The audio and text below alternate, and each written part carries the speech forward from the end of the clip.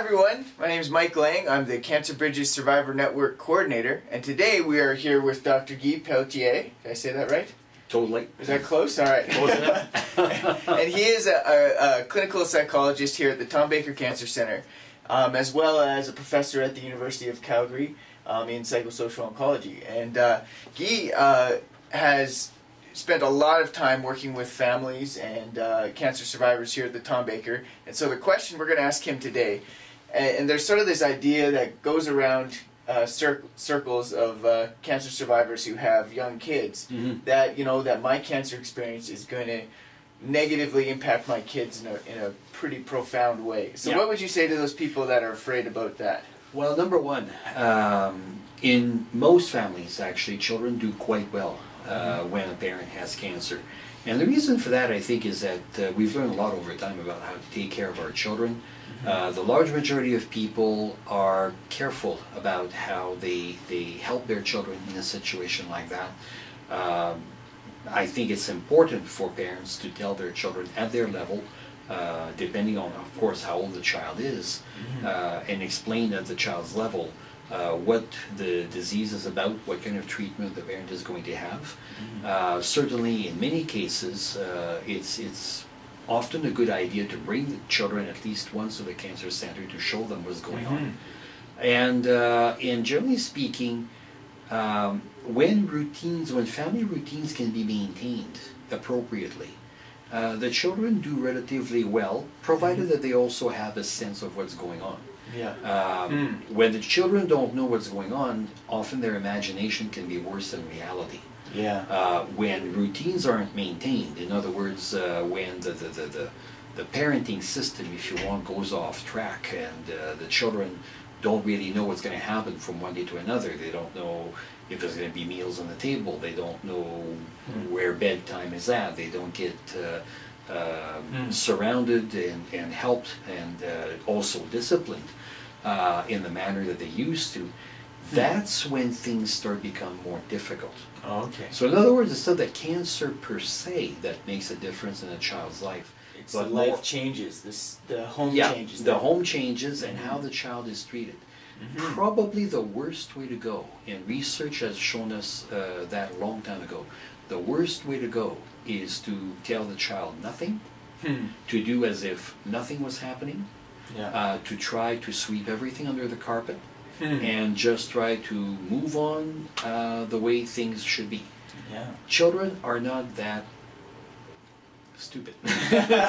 Even little children are not that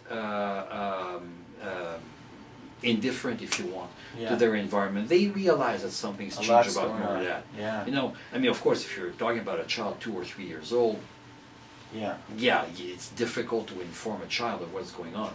But older than that, children are sensitive to what's going on in their environment.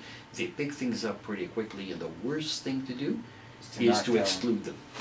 Yeah, I can see that, and I think parents often think that by not telling them, they're insulating the kids from all this heartache and all this strife, where actually they're causing all that because the kids don't actually know what's going on. A child who doesn't know what's going on, it's not unlike an adult who doesn't know what's going on, except that children, of course, have much less experience of life, much less understanding of the logic of things and what happens in their surroundings.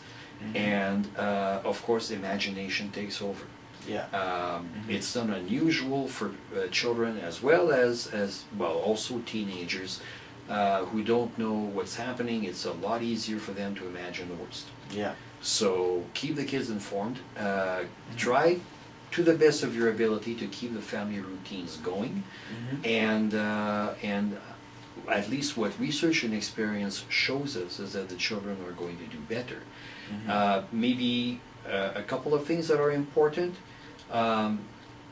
Things also have a tendency to become more difficult if the child has a history of mental health difficulties.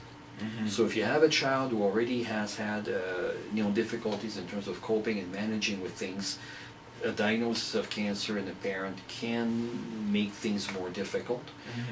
If a family has a history of dysfunction and disorganization, That will also, well, obviously people will be less prepared to cope with this type of situation.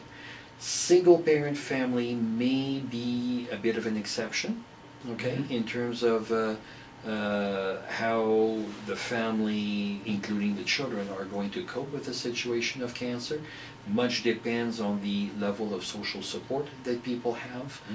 Support maybe from other family members or friends. If for some reason that doesn't exist, it's not available very well, then that's where professionals need to put help in place. Yeah, so there are different things that parents can do if they are a little worried. There are child life specialists, right, Certainly. which can come. They can either go to the hospital, or in some cases, a child life specialist can come into the home. In some cases, in yes. some cases, Again, depending on circumstances. Yeah, and then there's they can come in for a family session with a counselor. Absolutely. Yeah, Many if necessary. Yeah, and there's also a special program at the Tom Baker, and I think there might be one up in Edmonton as well. Not sure about Edmonton, but in Okay. Calgary we've had one now for nearly 20 years called Kids and Teens Can Cope. Awesome. Well, yeah, tell your kids, right? Sure. Try and maintain routines as much as possible, and then if you think you need it, there are places to help. Psychosocial oncology department here in Calgary and in Edmonton, and also through social workers around the province. Social workers around the province, children's hospitals sometimes, or counseling agencies, if you want, around the cities of Calgary and Edmonton, as well as other places in Alberta. I think there are child specialists in many parts of the province that can be helpful. And these people can always also contact us and consult with us if they think they need it. So generally speaking, I think we got a pretty good system going. Yeah, I think so too. Great. Very good. All right. Well, hey, thanks, Dr. Pelltier. Really pleasure. appreciate it. Absolutely. Okay. See you guys later.